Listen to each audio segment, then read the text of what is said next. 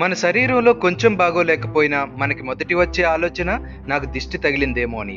ఈ మాట ప్రతి ఇంట్లో ఎక్కువగా పాటించే మూఢనమ్మకం. చిన్నపిల్లలు ఏడ్చినా, తిన్న ఆహారం అరగకపోయినా, మొదలుపెట్టిన పని సగంలో ఆగిపోయినా, పశువులకు బాగోలేకపోయినా ప్రతిదానికి వాడే సాధారణమైన మాట దిష్టి. దిష్టి అనగా కొంతమంది వ్యక్తులకు అసాధారణమైన కనుచూపు కలిగి ఉంటుందని, వారు ఏదైనా వ్యక్తిని కానీ, వస్తువుల్ని కానీ, జంతువుల్ని కానీ చూస్తే అవి నాశనం లేదా అనారోగ్యానికి లోనవుతాయని నమ్మకం. మానవ శరీరంలో మొత్తం 5 సెన్సార్స్ ఉన్నాయి. అవి చూడడానికి, వినడానికి, వాసన పీల్చడానికి, రుచిని ఆస్వాదించడానికి, స్పర్శకు ఉపయోగపడతాయి. దిష్టి అనేది ఎక్కువగా కళ్ళకు సంబంధించింది కాబట్టి దాని గురించి మనం తెలుసుకుందాం. దేన్నైనా మనం చూడగలుగుతున్నామంటే అది కాంతి యొక్క ప్రభావం వల్ల మాత్రమే. కాంతి వస్తువుల మీద కానీ, వ్యక్తుల మీద కానీ పడినప్పుడు ఆ కాంతి అన్ని వైపులా ప్రతిబింబిస్తుంది, అంటే రిఫ్లెక్ట్ అవుతుంది.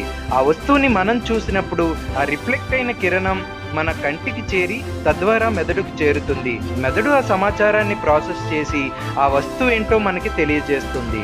దీనికి అర్థం కిరణం అనేది కంటి లోపలికి వస్తుంది కానీ కంటి ద్వారా బయటికి వెళ్ళేది కాదు. ఉదాహరణకు చీకట్లో మీ పక్కనే ఉన్న వస్తువుని కూడా మీరు చూడలేరు, కానీ ఫోన్లో ఉన్న టార్చ్ లైట్ను ఆన్ చేసి చూస్తే ఆ వస్తువు మీకు కనిపిస్తుంది. అంటే కాంతి సహాయం లేకుండా అక్కడ మీరు ఏమీ చూడలేకపోయారు. ఇంతకుముందు చెప్పినట్లే టార్చ్ లైట్ నుండి వచ్చిన కాంతి చీకట్లో ఉన్న వస్తువు మీద పడి ఆ కాంతి మళ్ళీ రిఫ్లెక్ట్ అయి మీ కంటికి చేరింది. మెదడు మీకు ఆ వస్తువు ఏంటో చెప్పింది. అంటే శక్తివంతమైన కిరణం బయటికి పంపడం ఎవరి కళ్ళకి సాధ్యం కాదు. ఒకవేళ మన కళ్ళు ద్వారా కిరణాన్ని బయటికి పంపగలిగితే టార్చ్ లైట్ సహాయం లేకుండానే మనం ఆ వస్తువుని చూడగలిగి ఉండాలి.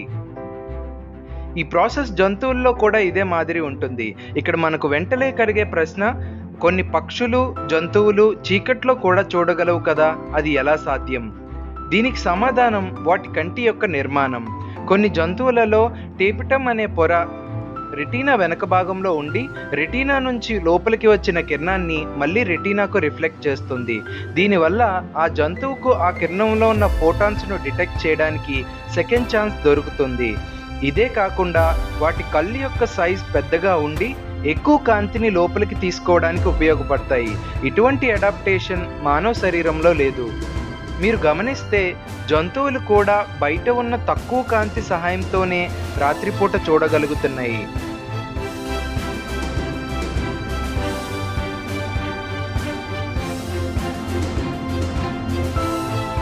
ఇటువంటి మూఢనమ్మకం ఒక్క హిందూయిజంలోనే కాకుండా క్రిస్టియానిటీ, ఇస్లాంలో కూడా ఉంది. వాటిని వారు ఈవిల్ ఐ నజర్ అని పిలుస్తారు.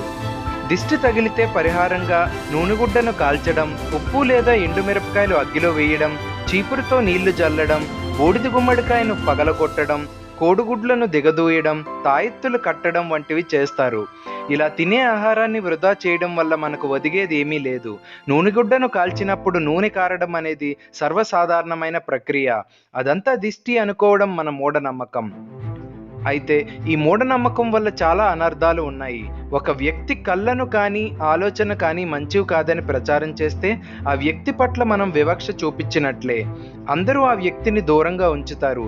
చివరికి తన మీద తనకి అపనమ్మకం వస్తుంది. నిజంగా తన కళ్ళు మంచివి కాదని బాధపడతాడు, కృంగిపోతాడు, తన సొంత పిల్లల్ని కూడా దగ్గర తీసుకోవడానికి భయపడతాడు. కాబట్టి ఇటువంటి మూఢనమ్మకాన్ని అందరూ విడిచిపెట్టాలి. మనిషి కోసం నిర్మించుకున్న సమాజంలో అందరూ కలిసిమెలిసి జీవించాలి.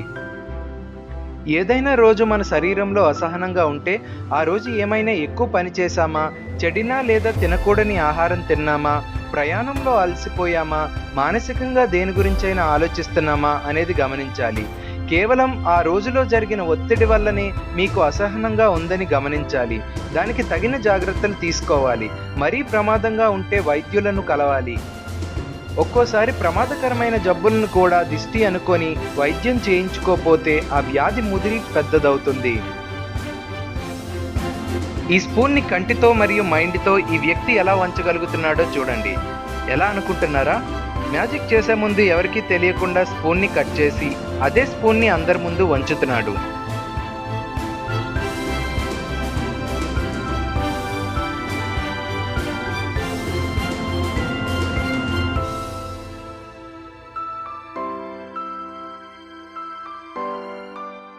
మీరు కూడా మూఢనమ్మకాలను తరిమికొట్టే ప్రయత్నంలో నాతో చేయి కలపాలనుకుంటున్నారా? అయితే మీ అభిప్రాయాన్ని కింద కామెంట్ రూపంలో రాయండి. నా ఎక్స్‌ప్లనేషన్ కానీ నచ్చినట్లయితే వీడియోని లైక్ చేసి మీ మిత్రులతో షేర్ చేసుకోండి. ఛానల్‌ని సబ్స్క్రైబ్ చేసి బెల్ ఐకాన్ని ప్రెస్ చేయండి. ధన్యవాదాలు.